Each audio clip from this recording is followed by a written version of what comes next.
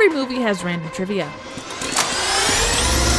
And here at Trivial Theater, I explore some of these movies and the random circumstances that make them the weird creations that we love. What happens when you take massive inspiration from a gaming phenomenon of the mid-2010s and cross it with a kids show from the 1970s? There's probably more than one answer, but in this case we're talking about the Banana Splits movie. We start off with an intro of the characters and the Tra-La-La song.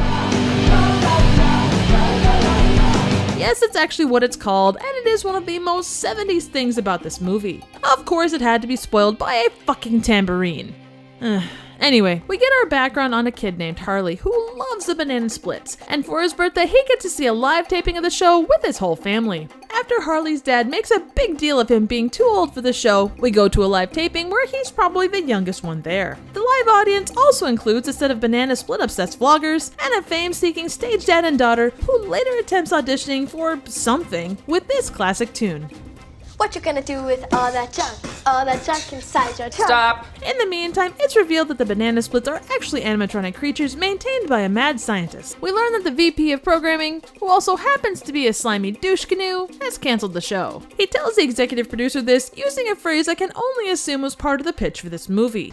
Yeah, but it's old and stupid, and I want to do something cool and edgy, so today's your last show. But as Drooper so eloquently puts it, the show must go on. At the taping, the usual shenanigans ensue, which is all good with me until the final song. Stevie comes out with that damn tambourine again, and Harley echoes my sentiments on this perfectly. That's Stevie. Nobody really likes him. The show ends, and the crowd banana splits between those that get to go on the behind-the-scenes tour and those unlucky schmucks that have to leave. This is where things kinda head south. The Banana Splits' primary programming states that the show must go on. Unfortunately, they take this point literally and go on a killing spree to protect the show. We get some interesting deaths, including the best kill featuring a giant sucker ever put to film. One where a guy's vertebrae is mistaken for a lock, and a guy who is split into by the Banana Splits. We learn a lot about the Splits through their kills. They don't enjoy cancellation, cheaters, drinkers, adult audience members, producers, engagements, or fame whores. But they're apparently okay with smoking, and they're super okay with kids.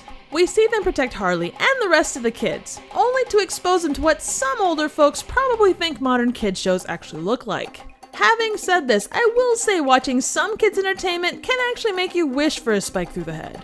The Splits are slowly taken out, and we come to the climax, which features a knockdown drag-out fight between these two. It makes me wonder if the undercard was between Elmo and Cookie Monster. In the end, all the kids and the main important people escape. Woo! Massive amounts of therapy for everybody.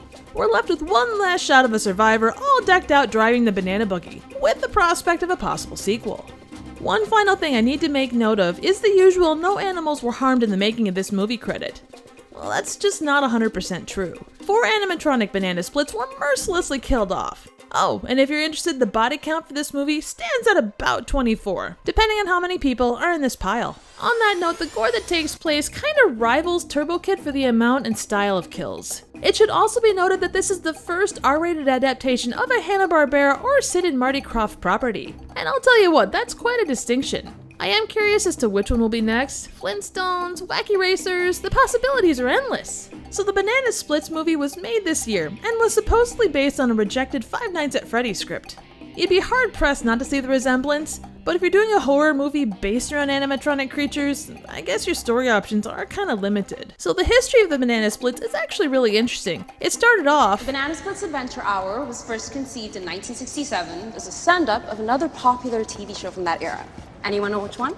Duh, the monkeys. Hold up. You know, the Banana Splits was supposed to be called Banana Bunch. I'm doing this bit. Actually, I'm a pretty big fan, so I think I'd know. You know what, smartass? You ultimately end up with your guts strewn on the floor. Please enlighten us with the history. This is like my whole childhood right here. Anyway, you know, I'm pretty sure this is the first time a movie has done my background research for me. So, thanks, I guess? Going into this, I expected a sci-fi level shit show, but I was actually pleasantly surprised. The kills were interesting and pretty well done. The story didn't feel like it was written by a second grader, and although there were some stereotypical characters, like Harley's dad, they didn't distract terribly from the plot. If anything, their function was just to add another satisfying kill and to provide some low-level subplot drama. After watching this, I am left with some haunting questions. Why would you frost a cake on the porch? When has incessantly tapping on a phone receiver ever actually made it work? How does an animatronic elephant get its driver's license? And most importantly, what were the producers smoking when they decided to pull up a 50-year-old franchise and turn it into a horror movie? I guess we'll have to wait for a possible sequel for answers to this and other burning questions. Overall, this one is worth checking out, with the exception of this really awkward teenage-level pause. Cool.